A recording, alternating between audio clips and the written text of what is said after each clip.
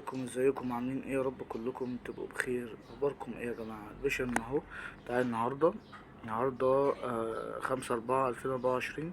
ده كان شكله قبل العمليه، وطبعا عملنا له 4000 ونص جرافت، لان المنطقه المنحه بتاعته سمحت بالعدد ده كله ان احنا نقتطف منه البصيلات بالعدد ده، مع التكثيف طبعا، مع اختيار الخط الامامي الزجزاج.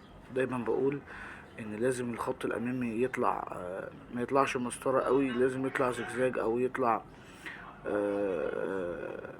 بشكل طبيعي، لان في معظم مراكز تانية بتعمله بخط مستقيم مبقاش لايق على على البيشن يعني او الحالة.